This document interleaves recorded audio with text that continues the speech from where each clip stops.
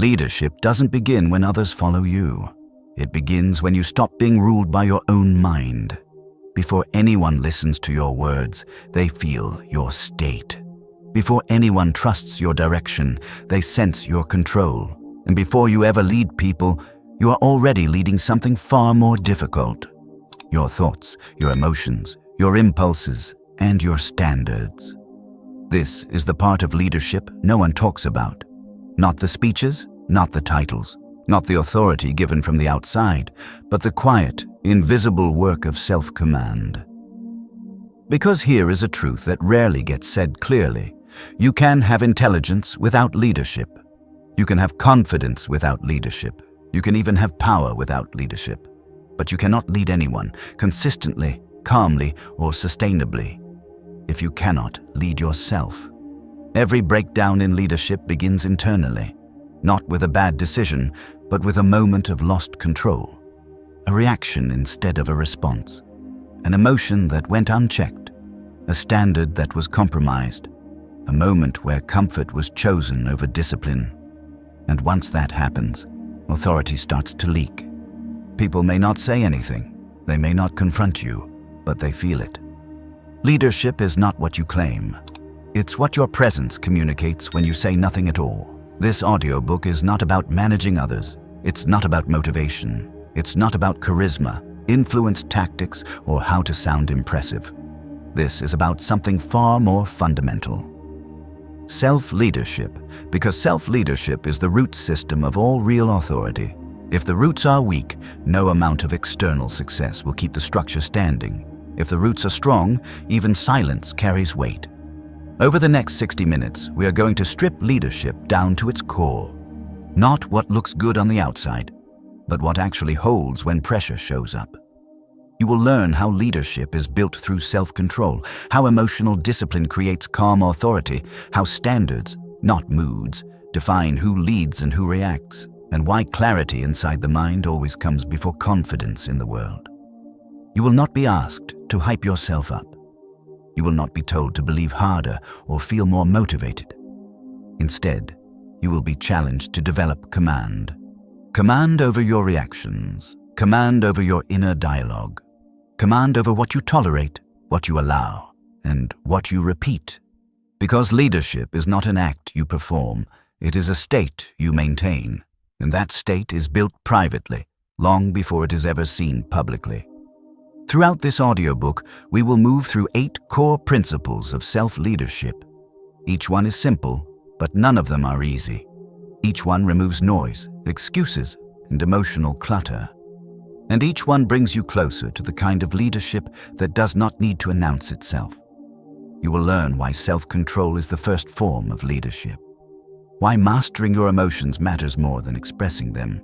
Why discipline outperforms motivation every time. Why standards, not titles, create authority. Why clarity sharpens confidence. Why leaders live in the pause between stimulus and response. Why consistency builds trust, starting with yourself.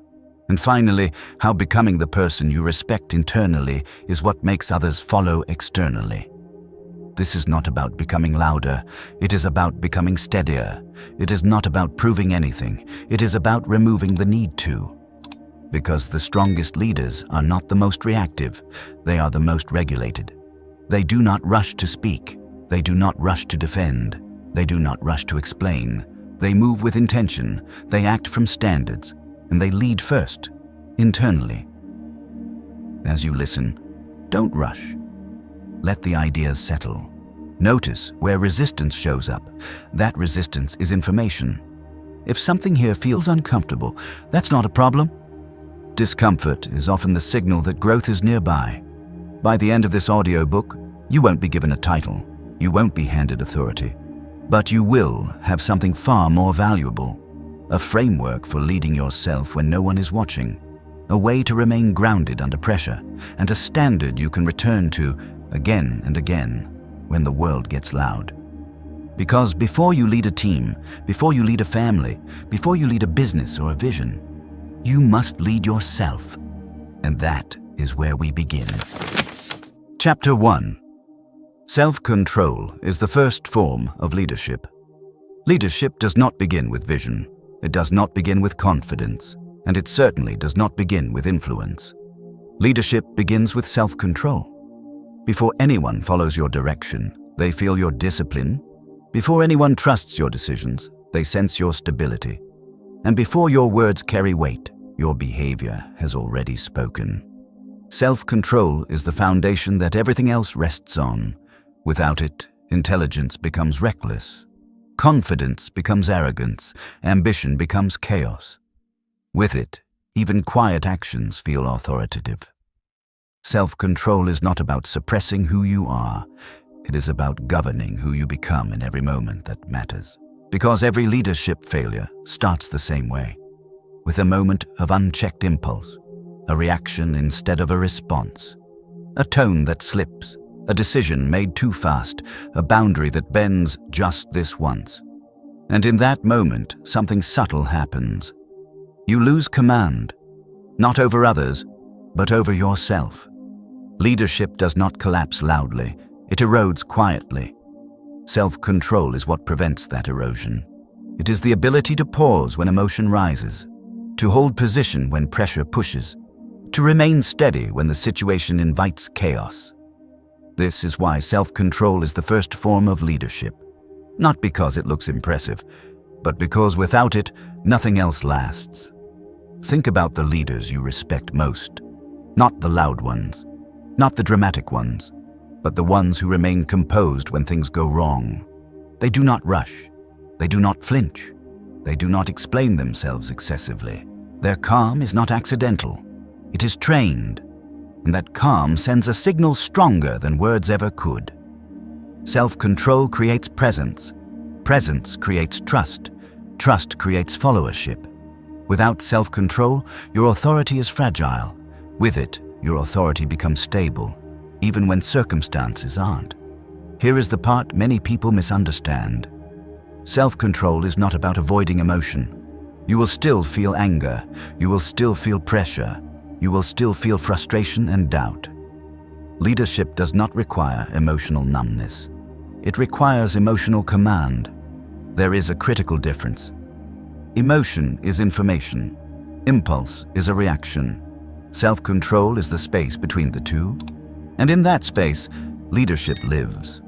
When you act immediately on emotion, you give power away. When you pause, you take power back. That pause does not need to be dramatic. Sometimes it is a single breath. Sometimes it is silence instead of explanation. Sometimes it is choosing not to respond at all. But every time you choose restraint, you reinforce authority inside yourself first. This is why leaders who lack self-control feel exhausting to be around. They pull energy instead of creating stability. They react instead of deciding. They move people emotionally, not directionally. Self-control changes that dynamic. It turns volatility into reliability, noise into clarity, reaction into intention, and intention is what separates leadership from impulse. Self-control also determines how seriously others take you. People watch what you tolerate. They notice what triggers you. They observe how quickly you are pulled off center, not consciously, but instinctively. Because leadership is not evaluated logically. It is felt. If you are easily shaken, people feel it. If you are emotionally predictable, people feel safe. If you are grounded, people trust your direction, even before you give it. This is not about dominance. It is about regulation. A leader who cannot regulate themselves forces others to regulate around them. A leader who can regulate themselves creates space for others to perform. This is why self-control is not passive. It is active leadership. Now here is the uncomfortable part. Self-control reveals who is actually in charge of your life. If your mood decides your actions, your mood is leading. If pressure decides your tone, pressure is leading. If other people's behavior controls your reactions, they are leading. Leadership begins when that stops. When you decide that your internal state is not up for negotiation. When you choose standards over impulses. When you refuse to let emotion make decisions for you. This does not make you cold. It makes you reliable. and reliability is one of the most underrated leadership traits there is. People follow those they can count on, not those who feel intensely, but those who respond intentionally. So how do you begin building self-control? You start small, but you start deliberately. You practice pausing before reacting. You practice finishing what you start, even when you don't feel like it. You practice holding your tone steady, especially when you want to raise it. You practice saying less when emotion wants to say more. Every one of these is a leadership rep. Not visible, not celebrated, but powerful. Self-control is built the same way strength is built. Through repetition, through resistance, through choosing the harder response over the easier reaction. And the moment you stop relying on impulse, something shifts. Your mind quiets. Your presence deepens. Your decisions sharpen. You don't need to prove anything. You don't need to explain yourself. You don't need to rush. Because you are no longer reacting to the moment. You are leading it. This is the first threshold of leadership. Before vision, before influence, before responsibility for others, self-control. If you can't govern yourself, nothing else holds. If you can, everything else becomes possible. And that leads us to the next layer. Because once self-control is established, the next challenge is learning what to do with the emotions that still arise. Not by suppressing them, not by expressing them impulsively, but by mastering them. And that is where real authority begins to take shape.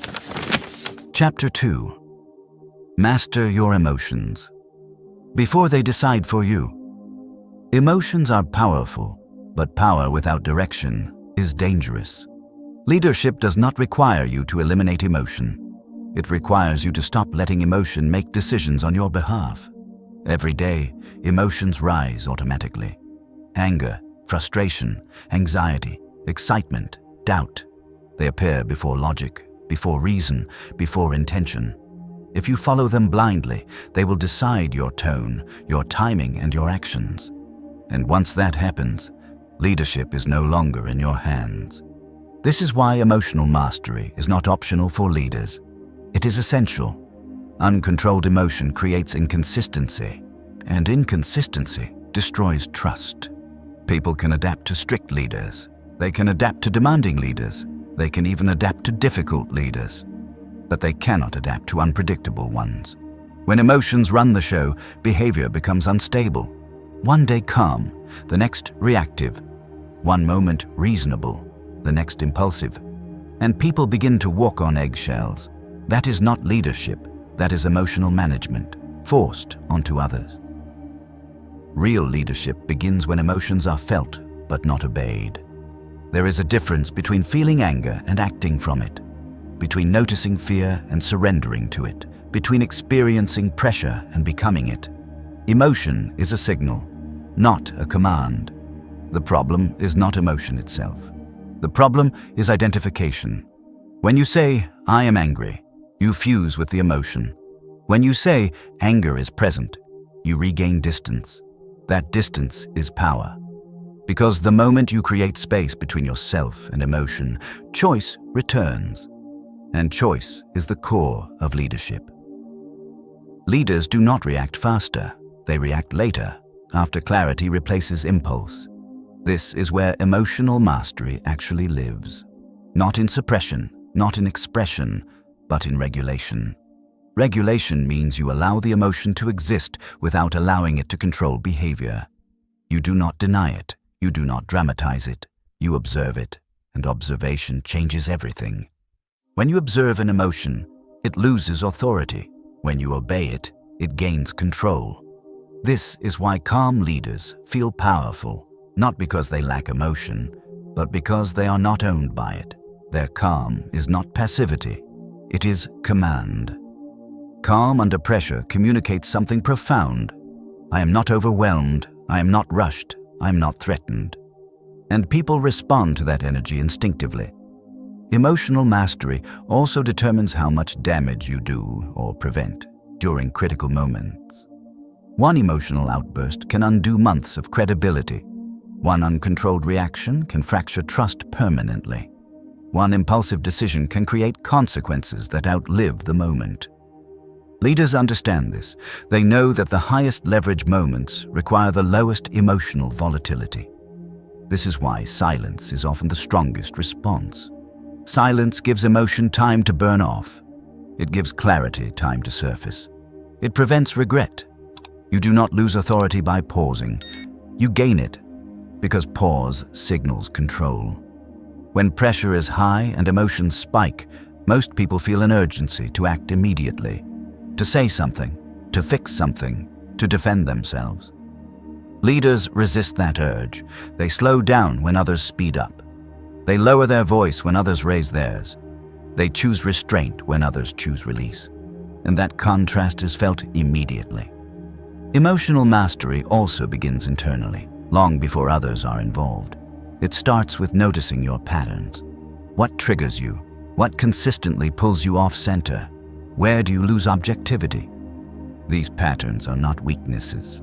They are data, and data allows you to prepare instead of react. When you know your emotional patterns, you stop being surprised by them, and when you are not surprised, you are not controlled. Preparation is one of the quiet advantages of leadership. You do not wait to feel calm. You build systems that create calm. You structure your days. You protect your sleep. You limit unnecessary stimulation. You reduce decision fatigue. These are not productivity habits. They are emotional regulation strategies, because a dysregulated nervous system cannot lead effectively. This is why emotional mastery is not just mental. It is physiological. Your body influences your reactions long before your mind does. Leaders who ignore this burnout snap or spiral under pressure. Leaders who respect it stay steady. Emotional mastery also means choosing your battles carefully. Not every emotion needs expression. Not every irritation deserves attention. Not every provocation requires a response. Discernment is emotional intelligence in action. When you respond to everything, you dilute your authority. When you respond selectively, your responses carry weight. People notice this. They learn that when you speak, it matters. They learn that your reactions are measured, not automatic. And over time, that predictability creates safety. Safety creates trust. Trust creates influence. This is why mastering your emotions is not about control for control's sake. It is about responsibility. As a leader, your emotional state affects more than just you. It sets the tone, it shapes the environment, it impacts performance. When you regulate yourself, you regulate the space around you, and that is leadership. So the practice is simple, but demanding. Notice emotion without obeying it. Pause before responding. Lower intensity before making decisions. Choose clarity over release. Each time you do this, you reinforce authority inside yourself first. And slowly, something changes. You feel less reactive, more grounded, more deliberate. You stop being pushed around by internal storms, and when the internal stabilizes, the external follows. Because leadership is not about eliminating emotion. It is about mastering it. And once emotion is no longer in control, discipline can finally take its place. That is the next layer. And it is where leadership becomes consistent, regardless of mood, energy, or circumstances. Chapter 3. Discipline is stronger than motivation. Discipline is not dramatic. It does not announce itself. It does not depend on how you feel when you wake up. And that is exactly why it works. Motivation is emotional energy. It rises and falls. It responds to comfort, excitement, and external validation. Discipline is different. Discipline is structure. It is commitment without negotiation. Leadership cannot be built on something that disappears the moment pressure appears, and pressure always appears. This is why discipline outlasts motivation every single time. Motivation feels powerful in the beginning. It creates momentum, it creates excitement, it creates the illusion of change. But motivation is reactive. It needs conditions to be right. Discipline does not. Discipline functions when conditions are wrong, when energy is low, when confidence is quiet, when no one is watching. That is where leadership is actually formed. A disciplined leader does not ask, "Do I feel like it?" They ask, "What needs to be done?" And then they do it. Not perfectly, not heroically, but consistently. Consistency is what separates discipline from intensity. Intensity is impressive for a moment. Consistency is impressive over time. Leadership is not proven in bursts. It is proven in patterns. This is why disciplined leaders feel reliable. You know what to expect from them. You know they will show up. You know they will follow through, not because they are superhuman, but because they do not depend on emotion to act. Discipline also creates internal trust. When you repeatedly do what you said you would do, something subtle changes. You begin to trust yourself. That self-trust is quiet, but it is powerful. It removes hesitation. It reduces internal conflict. It stabilizes decision-making. A leader who trusts themselves does not second-guess every move. They move forward with clarity, even when outcomes are uncertain. Without discipline, self-trust erodes. You start making promises you don't keep. You start negotiating with your own standards. You start explaining instead of executing. And slowly, confidence becomes performative instead of grounded. Discipline reverses that. It replaces internal noise with internal order. This is why discipline is not restrictive. It is liberating. When your actions are governed by discipline, you stop wasting energy on internal debates. You stop bargaining with discomfort. You stop needing constant reassurance. You simply act, and action creates clarity. Many people believe clarity comes first, then action follows. In reality, disciplined action often creates clarity. You do not wait to feel ready. You move, and readiness catches up. This is one of the hardest truths for people to accept, because discipline requires doing things before you want to, before you feel confident, before you feel inspired. But leadership demands that exact capability. A leader cannot wait for ideal emotional conditions. Decisions still need to be made. Standards still need to be upheld. Direction still needs to be given. Discipline ensures that leadership does not collapse during emotional droughts. It also sets the tone for everyone around you. When people see that you operate from standards instead of moods, something shifts. They stop trying to manage your emotions. They stop guessing where you stand. They start aligning with your consistency. This reduces friction, it increases trust, and it creates psychological safety. People perform better under disciplined leadership not because it is softer, but because it is predictable. Predictability creates stability. Stability allows focus. Focus produces results. Discipline also sharpens judgment. When you are undisciplined, you tend to overreact. You compensate. You swing between extremes. When you are disciplined, you respond proportionally. You conserve energy. You make cleaner decisions. This is because discipline trains patience. Patience is not waiting passively. It is the ability to hold your ground without forcing outcomes. Leaders who lack patience rush decisions. They seek relief instead of resolution.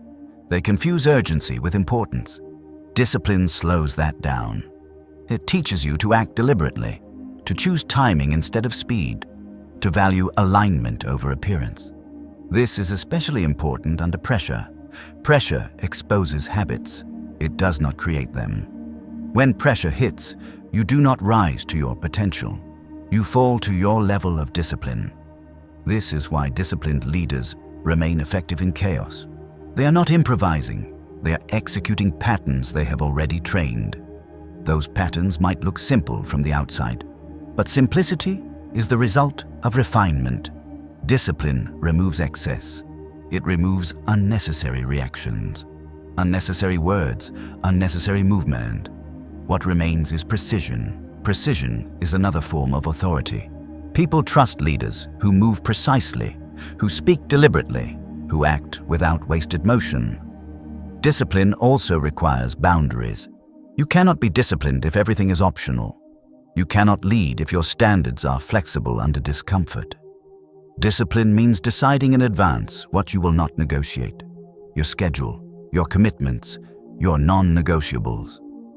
When those are clear, decisions become easier.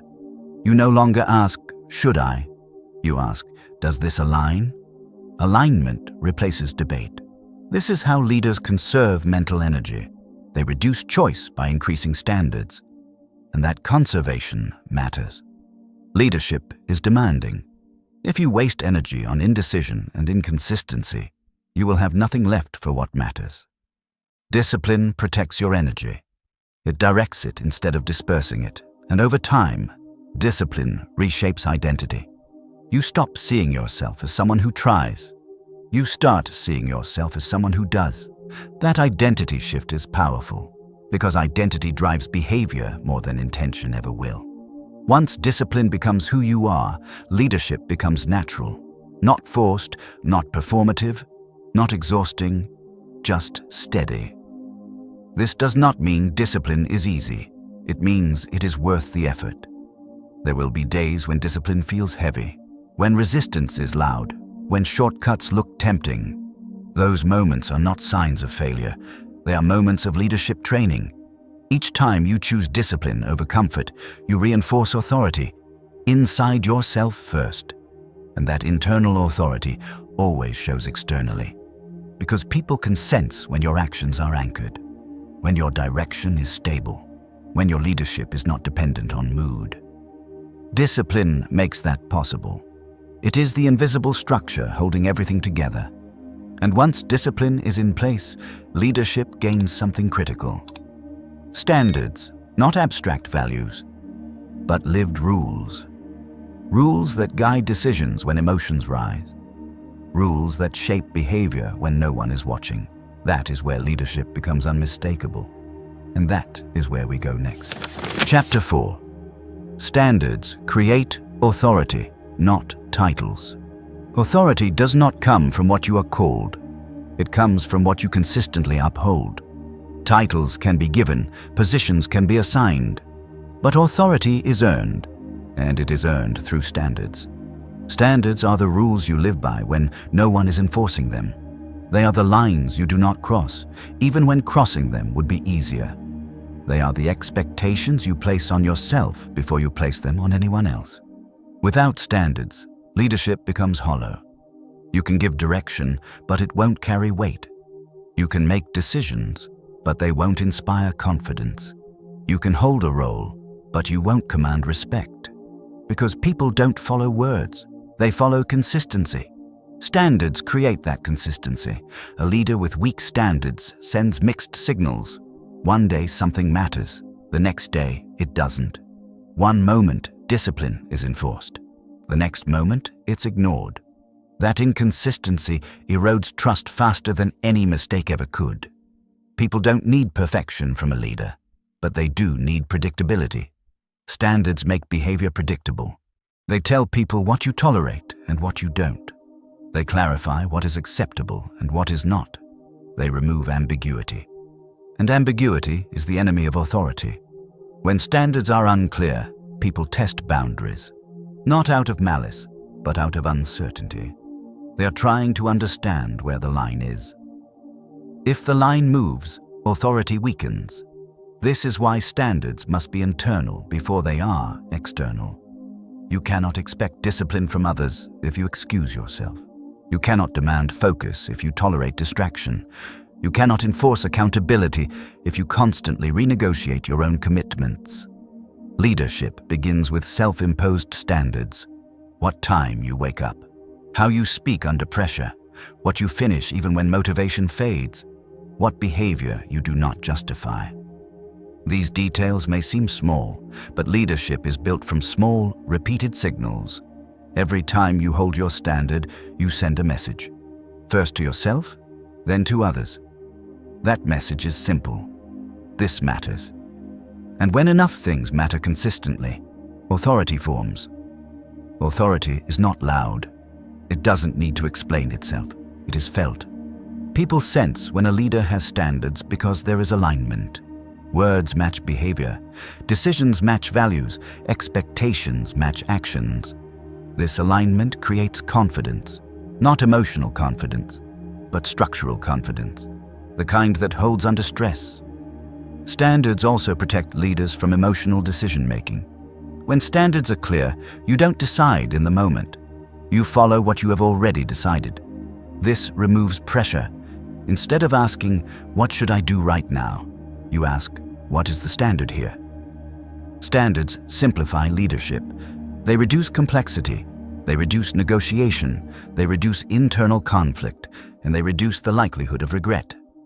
Many leadership failures happen not because people didn't know better, but because they abandoned their standards under pressure. Pressure reveals standards. It doesn't create them. If your standards disappear when things get difficult, they were never standards. They were preferences. Preferences change. Standards don't. This distinction matters. Leaders who operate on preferences feel unstable to others. Leaders who operate on standards feel grounded.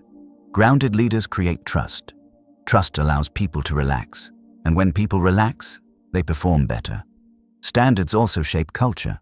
Whether you intend to or not, people mirror what you allow.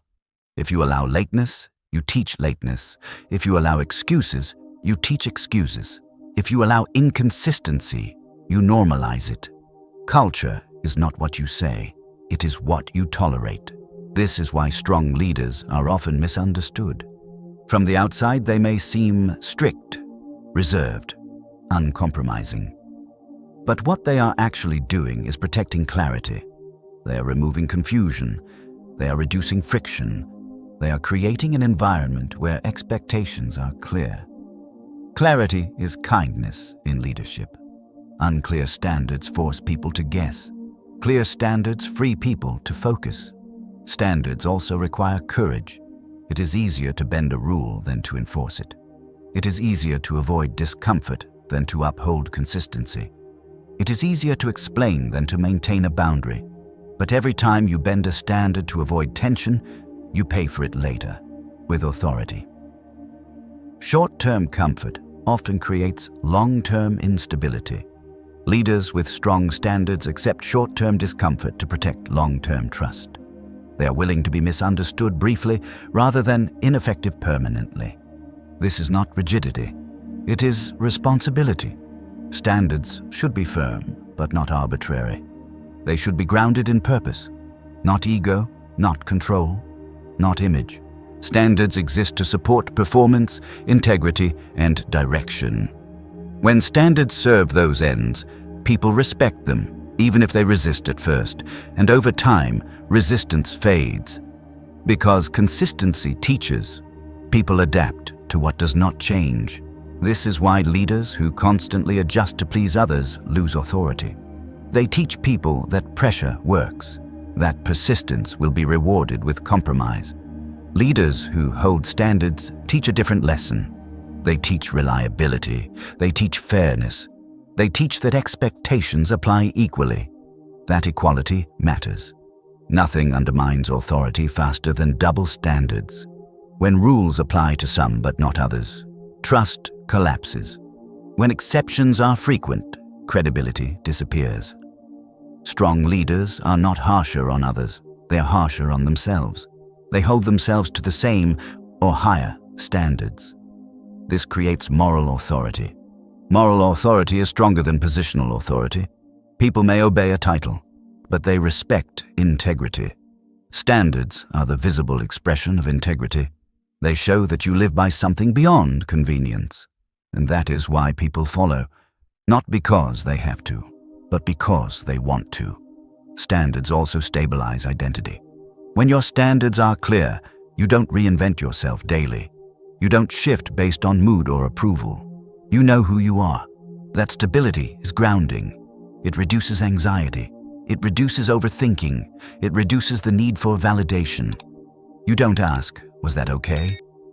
You ask, "Did that align?" Alignment replaces insecurity. This internal alignment is what makes leadership sustainable. Without it, leadership becomes exhausting.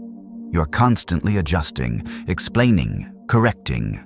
With it, leadership becomes simpler, not easier, but cleaner. Standards do the heavy lifting. They guide behavior when emotions rise. They anchor decisions when clarity fades. They protect authority when pressure intensifies, and over time, they define you. Not by what you say, but by what you never compromise. That is why authority is not granted by titles. It is built through standards. And once standards are firmly in place, leadership gains something essential: clarity. Because standards without clarity can still feel rigid.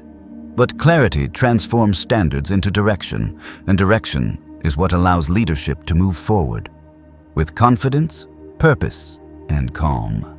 That is the next step. Chapter 5. Clarity comes before confidence.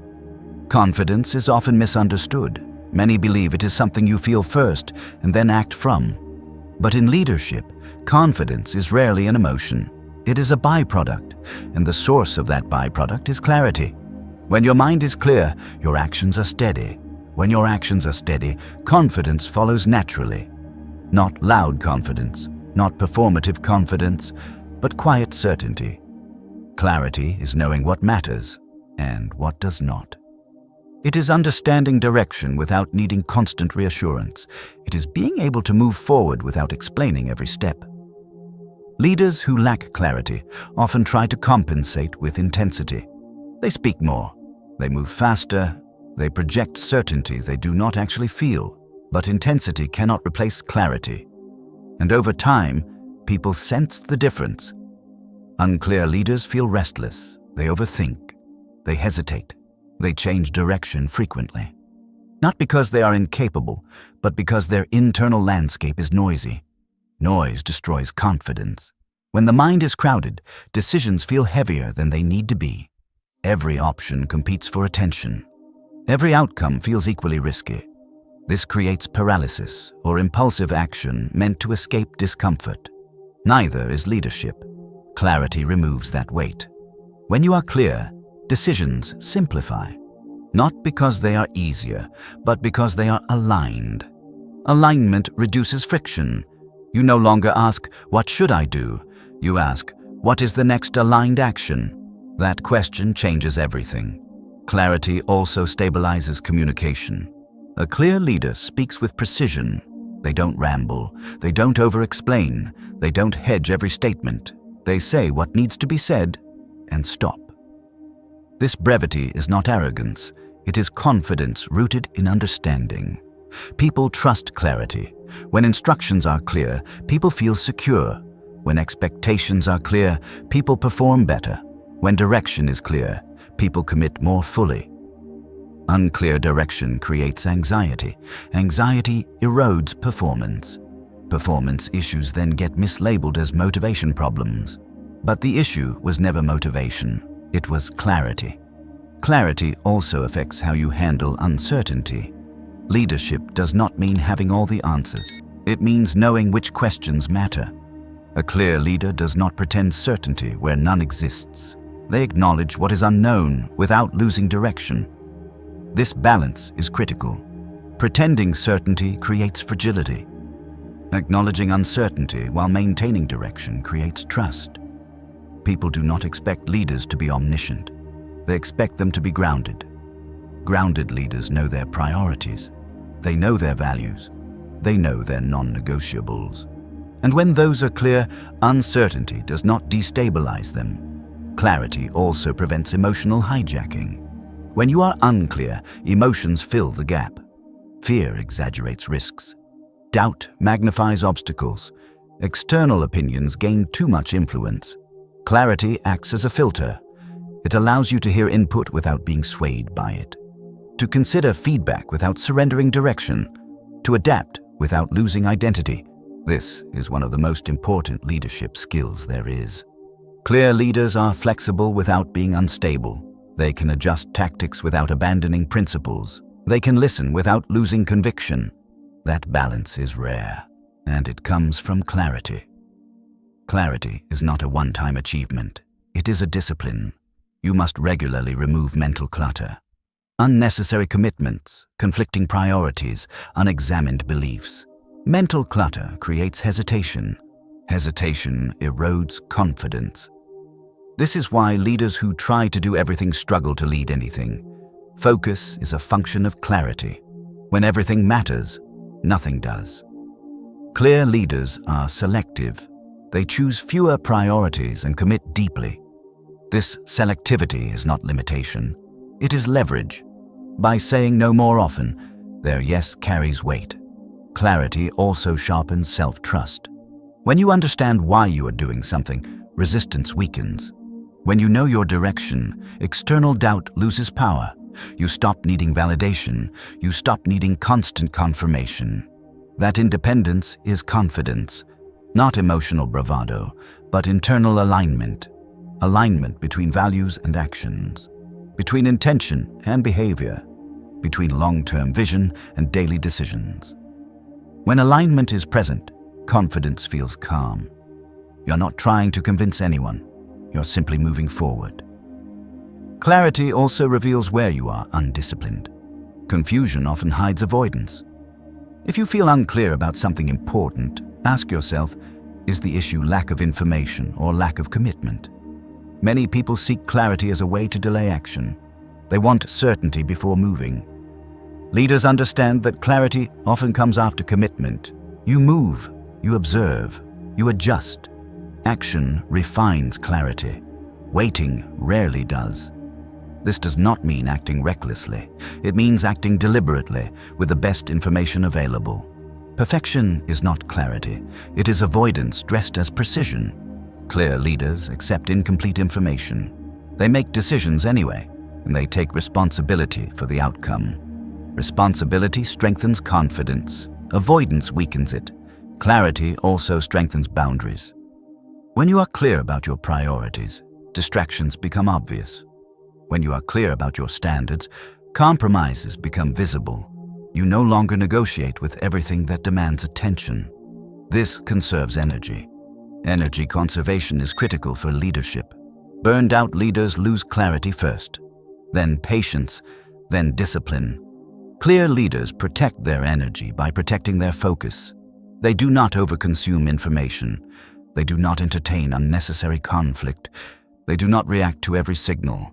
They choose what deserves attention. That choice is clarity in action. Clarity also changes how others perceive you. People feel secure around clear leaders. They know where they stand. They know what is expected. This reduces tension, and reduced tension allows collaboration. Unclear leaders create anxiety, not because they are bad, but because ambiguity is stressful. Clear leaders remove that stress. They create environments where people can focus on execution instead of guessing. That is leadership at scale. Clarity also deepens resilience. When challenges arise, and they will, clarity reminds you why you are moving forward. Without clarity, obstacles feel personal. With clarity, obstacles feel procedural. You stop asking, why is this happening to me? You start asking, how do we move through this? That shift is powerful. It turns problems into processes. Processes can be improved. Emotional reactions cannot. Clarity brings leadership out of the emotional realm and into the structural one. And structure is where consistency lives. Confidence built on clarity does not fluctuate wildly. It does not depend on praise. It does not collapse under criticism. It remains steady. Not because the leader feels fearless, but because they know what they are doing and why. This is the kind of confidence people trust. Not loud, not aggressive, not defensive, just grounded. And once clarity is established, leadership gains the ability to pause. Because you are no longer rushing to prove anything. You are responding from understanding. That pause is powerful. It separates leaders from reactors. It creates space for better decisions. And that space, between stimulus and response, is where the next layer of leadership is forged. Because clarity prepares you to stop reacting. And reaction is the final thing leadership must outgrow. Chapter 6. Stop reacting. Start responding. Reaction is automatic. Response is intentional. That single difference separates followers from leaders. Reaction happens fast. It is emotional. It is driven by habit, fear, ego, or urgency. Response takes a moment longer, but in that moment, leadership is born. Most damage in leadership does not come from bad intentions. It comes from fast reactions under pressure. A sharp reply, a defensive tone, a rushed decision, a premature conclusion. None of these come from clarity. They come from reactivity. Leadership requires something rarer: the ability to pause. That pause is not weakness. It is not hesitation. It is control. When you pause, you interrupt the automatic cycle. You stop emotion from turning into behavior without permission. And that interruption changes outcomes. Reacting feels productive because it releases tension. Responding feels uncomfortable because it requires restraint. But relief is not leadership. Direction is. Leaders choose direction over relief. Reaction seeks to discharge emotion. Response seeks to resolve the situation. This is why reacting often creates more problems than it solves. It escalates conflict. It spreads tension. It creates consequences that outlast the original trigger. Responding does the opposite. It lowers intensity. It clarifies intent. It keeps authority intact. This difference is felt immediately by others. People can sense when a leader is reacting. There is urgency, defensiveness, excess energy. They can also sense when a leader is responding. There is calm, deliberation, grounded presence. That presence changes the room. It signals stability. And stability is one of the strongest forms of leadership there is. Leaders who react quickly often believe they are being decisive, but decisiveness without clarity is just speed. Speed does not equal leadership. Timing does. Responding allows timing to enter the equation. It gives you space to consider impact, to weigh consequences, to choose words instead of spilling them. Words spoken in reaction are difficult to take back. Actions taken in reaction are difficult to undo. Leaders understand this. They know that one controlled response can prevent weeks of repair. This is why restraint is not passive. It is preventative. Responding also preserves dignity. When you react, you are pulled into the emotional field of the moment. You lose altitude. You fight on the same level. When you respond, you stay above it. You do not deny the emotion. You simply refuse to be dragged by it. That refusal communicates strength, not force, not dominance. Strength. People follow those who remain composed when tension rises, because composure signals capacity. If you can manage yourself, people trust you to manage situations. This is especially important in moments of disagreement. Disagreement is inevitable. Conflict is unavoidable. But escalation is optional. Reactive leaders escalate unintentionally. They take things personally.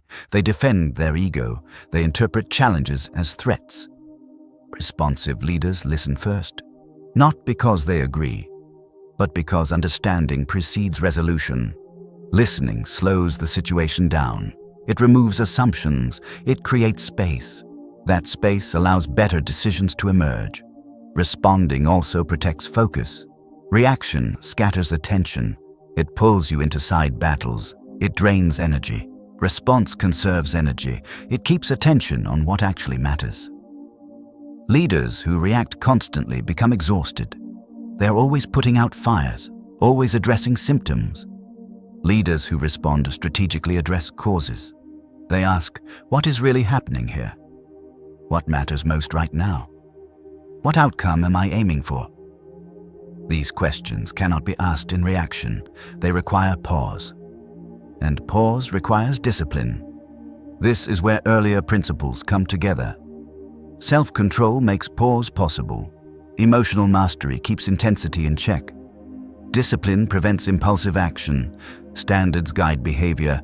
Clarity directs response. Without these foundations, responding feels impossible. With them, it becomes natural. Responding also changes how you experience pressure. Pressure feels overwhelming when you believe you must act immediately. When everything feels urgent, nothing is prioritized. Response introduces hierarchy. It allows you to distinguish between what is urgent and what is important, between noise and signal, between emotion and reality. This distinction is critical. Leaders who react treat everything as a crisis. Leaders who respond know that most things are not. They conserve urgency for moments that truly require it. That conservation builds credibility. When you finally do act decisively, people listen. Because they know you are not reacting out of impulse.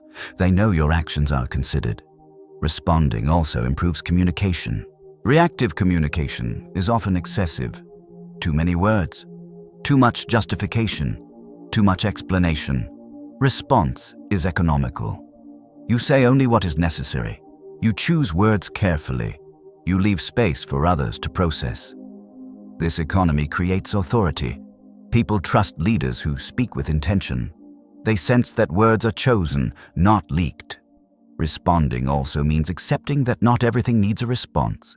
Silence is sometimes the best response. Not avoidance, not suppression. Strategic silence. Silence allows emotions to settle. It prevents escalation. It creates reflection. Leaders who are comfortable with silence are rarely reactive. They do not rush to fill space. They do not rush to defend themselves. They do not rush to control perception. They understand that presence speaks louder than immediacy. This comfort with silence comes from internal stability. If you are uncomfortable internally, silence feels threatening. If you are grounded, silence feels neutral. Responding also strengthens boundaries. When you react, you allow others to set the tempo. They provoke, you respond immediately. When you respond intentionally, you set the tempo. You decide when and how to engage. This shift is subtle but powerful. It moves leadership back into your hands. You are no longer being led by external stimuli. You are leading your engagement with them. This autonomy is critical. Without it, leadership becomes reactive management. With it, leadership becomes deliberate direction. Responding also creates long-term trust. People may disagree with your decisions. They may not like every outcome. But they respect consistency. They respect fairness. They respect restraint. These are qualities associated with response, not reaction. Over time, people learn that emotional outbursts do not move you, that pressure does not rush you, that provocation does not control you, that learning changes behavior around you. People communicate more clearly. They escalate less. They prepare better. Because your response pattern shapes the environment. Leadership is not only about how you act. It is about what your actions train others to expect. Reaction trains chaos. Response trains order. Order creates efficiency. Efficiency creates results. Responding also reshapes your internal experience. You feel less drained, less regretful, less reactive. You experience pressure without being consumed by it. This internal calm compounds over time. You become harder to destabilize, more centered, more deliberate, and that internal state becomes your leadership signature. Not aggression, not speed, not volume, but composure. Composure under pressure is rare, and rarity creates influence. This is why responding is not a technique. It is an identity. You become someone who responds, someone who chooses timing, someone who values outcome over release, someone who leads moments instead of being carried by them. And once you stop reacting, something important becomes possible. Consistency, because reactions change with mood, but responses follow standards. Consistency is the bridge between leadership and trust, and that bridge is what we cross next. Chapter 7. Consistency builds trust. In yourself. First, trust is not built through intensity. It is built through repetition. People do not trust what you say once. They trust what you do again and again. This is why consistency is one of the most powerful and underestimated forces in leadership.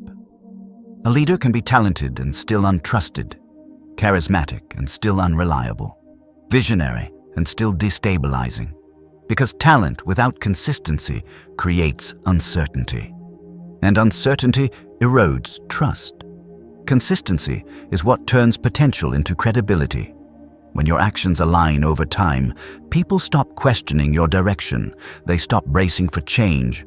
They stop preparing for unpredictability. They relax. And when people relax, they focus.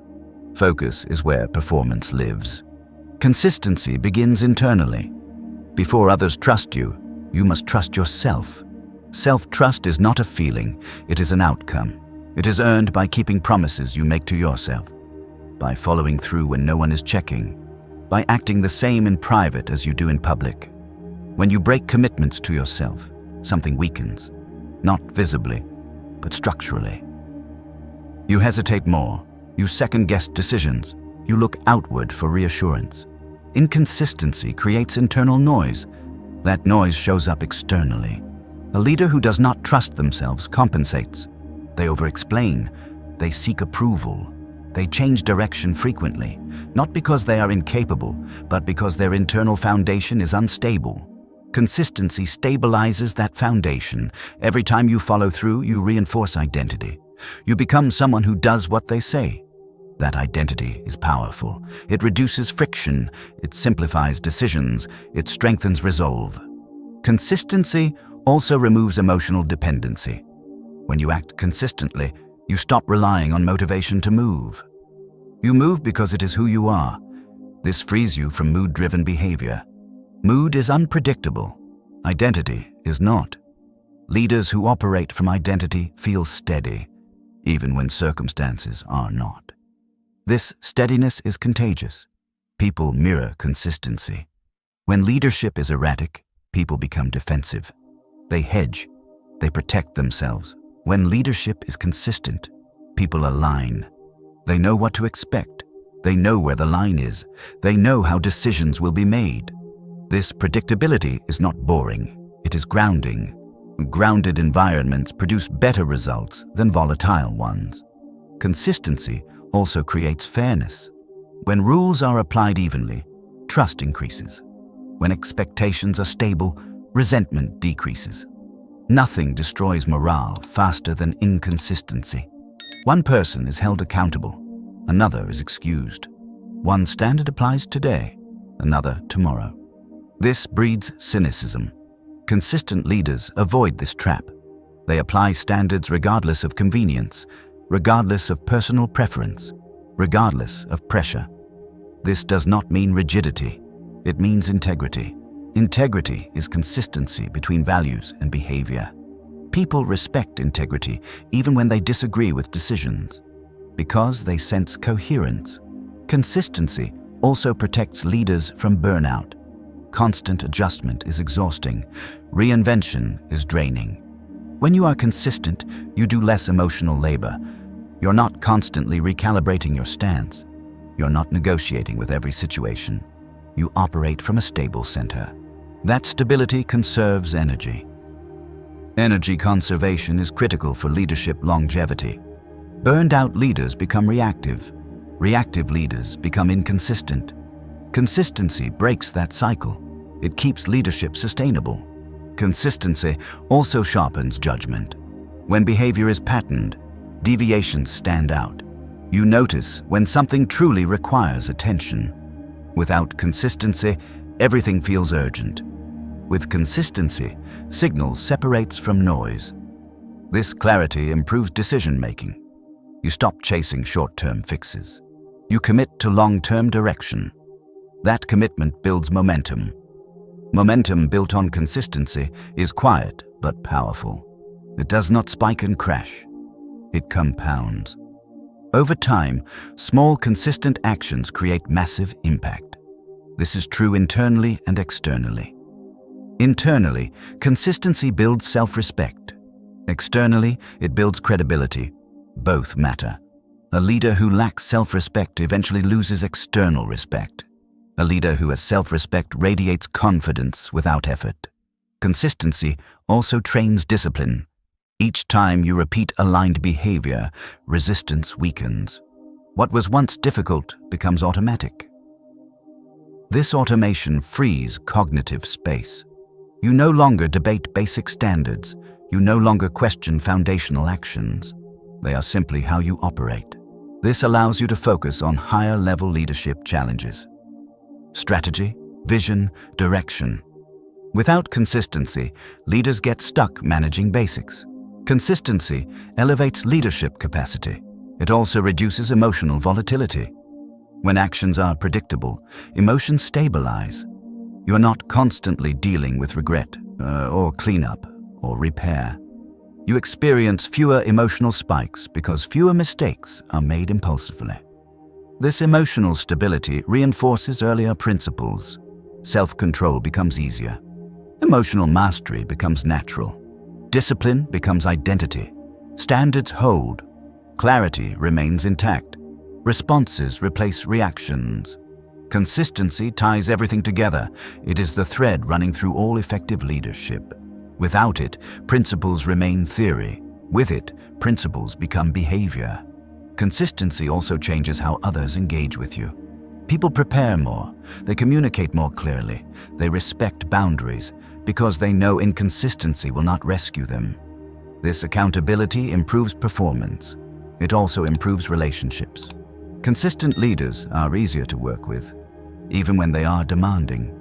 People value fairness more than comfort. Consistency provides fairness. It also builds long-term influence. Influence built on charisma fades. Influence built on consistency endures. Charisma may attract attention. Consistency retains it. This is why quiet leaders often have the deepest impact. They are not impressive in moments. They are reliable over time. Time reveals leadership. Consistency passes that test. There is also a deeper layer. Consistency aligns you with reality.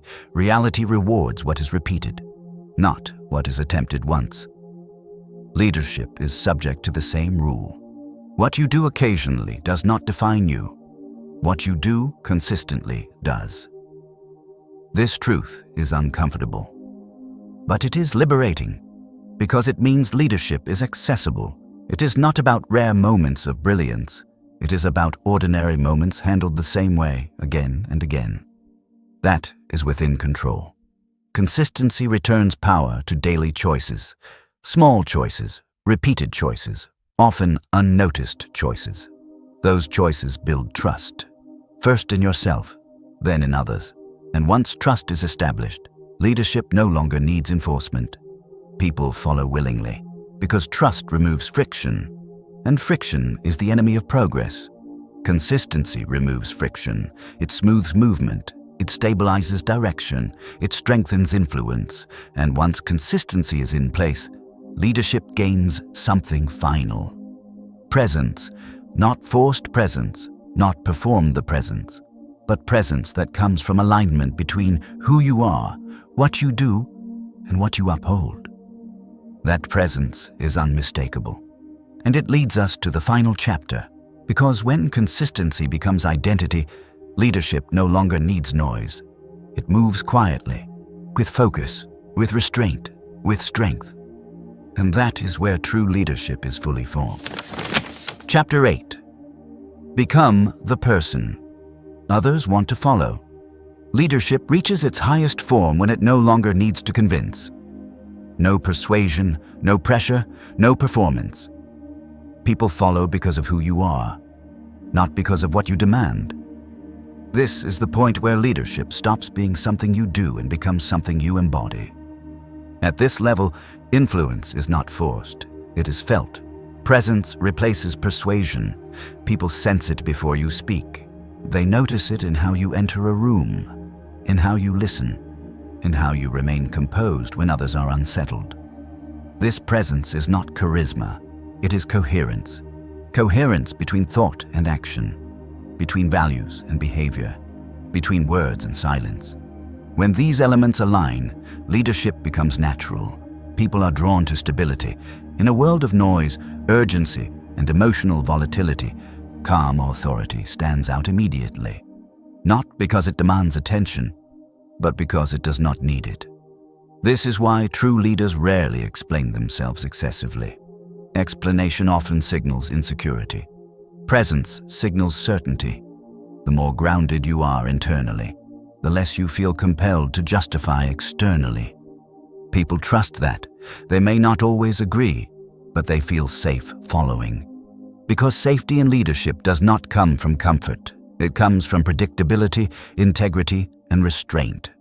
Becoming someone others want to follow does not require perfection. It requires congruence.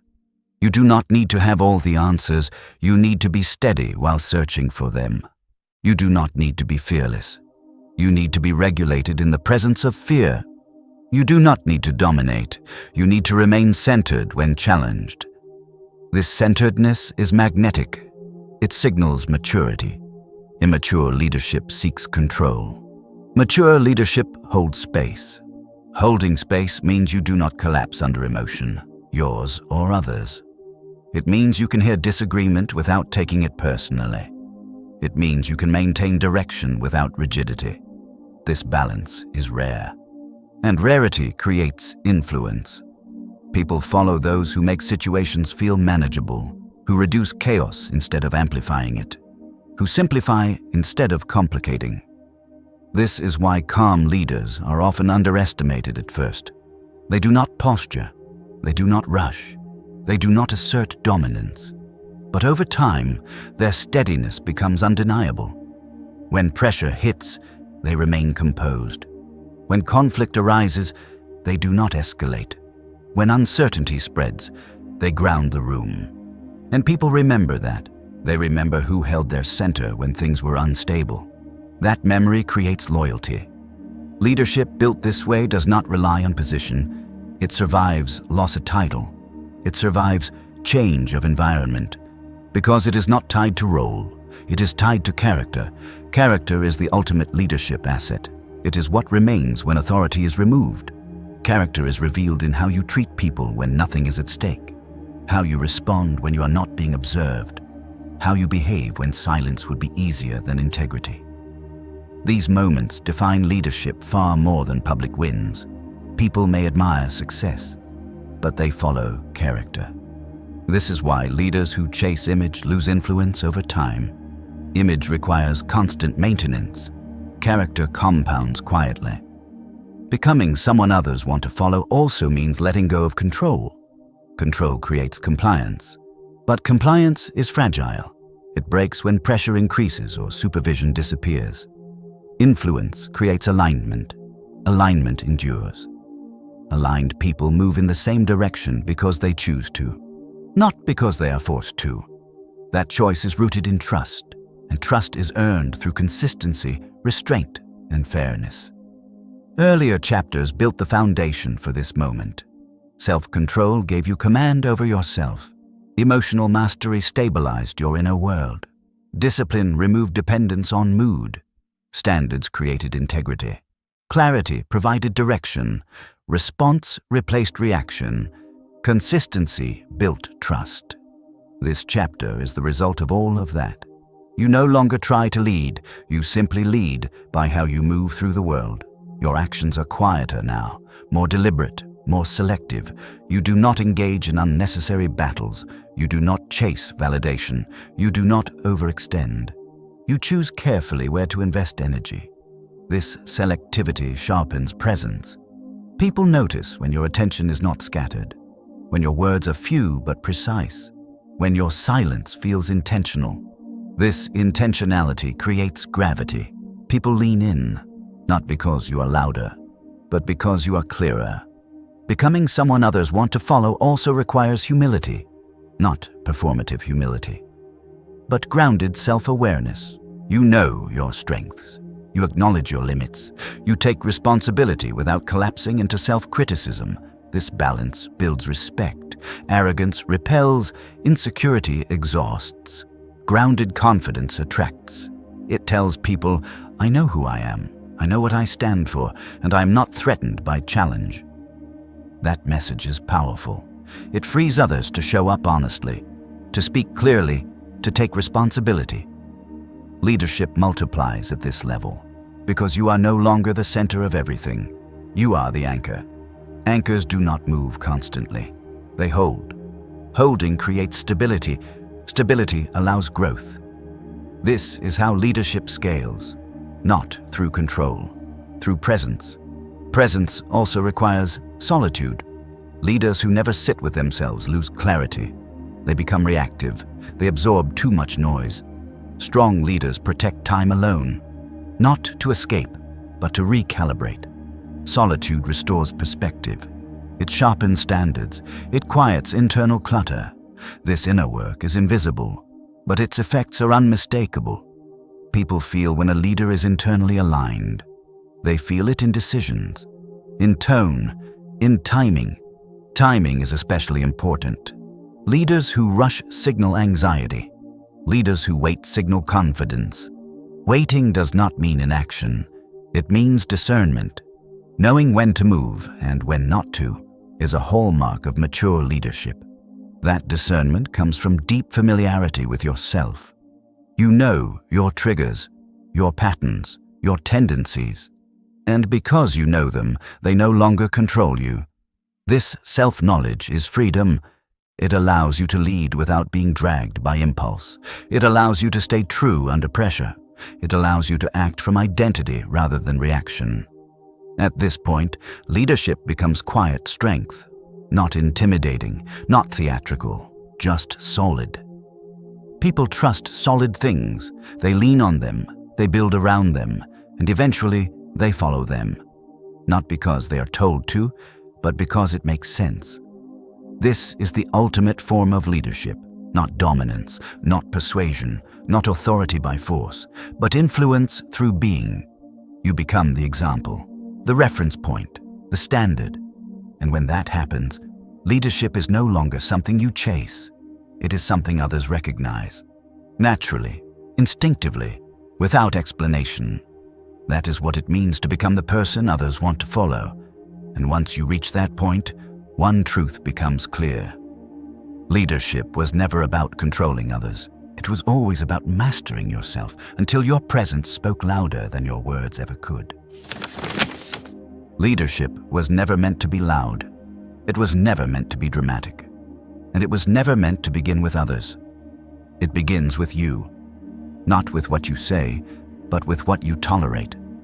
Not with what you demand, but with what you practice. Not with how you appear, but with how you regulate yourself when no one is watching. Throughout this audiobook, one truth has repeated itself in different forms. Leadership is built from the inside out. You learned that self-control is the first form of leadership because without it, nothing holds. That emotional mastery is essential because emotions will always rise, but they do not need to decide. That discipline outlasts motivation because leadership cannot depend on mood. That standards create authority because integrity is more powerful than titles. That clarity comes before confidence because direction stabilizes action. That responding is stronger than reacting because restraint preserves control. That consistency builds trust because repetition creates credibility. And finally, that real leadership emerges when you become someone others naturally want to follow. None of these principles are complex, but they are demanding. They ask you to stop outsourcing responsibility to circumstances, to stop blaming emotion for behavior, to stop waiting for confidence before acting. They ask you to lead yourself, daily, quietly, repeatedly. This kind of leadership is not rewarded immediately. It does not generate applause. It often goes unnoticed at first, but over time, it compounds. People begin to feel your steadiness. They sense your restraint. They trust your direction even before you speak. And that trust changes everything. You stop needing to convince. You stop needing to explain. You stop needing to control outcomes aggressively. Because your presence does the work. Leadership becomes less effortful. Not because you care less, but because you are no longer fighting yourself. You are aligned. And alignment is powerful. It allows you to move through pressure without being consumed by it. To face conflict without escalating it. To make decisions without second-guessing every step. It gives you the ability to remain calm when others rush. Clear when others panic. Steady when others fracture. That is not talent. That is training, and it is available to anyone willing to practice it. So here is the invitation, not as motivation, but as direction. Lead yourself in small moments, in how you pause before reacting, in how you keep promises to yourself, in how you uphold standards even when it would be easier not to, in how you choose clarity over noise, in how you respond instead of release, in how you act consistently, especially when no one is checking. These moments may feel insignificant. They are not. They are where leadership is forged. You do not need a title to begin. You do not need permission. You do not need an audience. You only need the willingness to take responsibility for your internal state and act accordingly. Because once you can lead yourself, everything else changes. Your decisions sharpen, your relationships stabilize, your influence deepens, and leadership stops being something you chase. It becomes something others recognize, quietly, naturally, without force. So remember this, especially when things feel uncertain, overwhelming, or chaotic. Before you lead a team, before you lead a family, before you lead a vision or a future, lead yourself first. Everything else follows.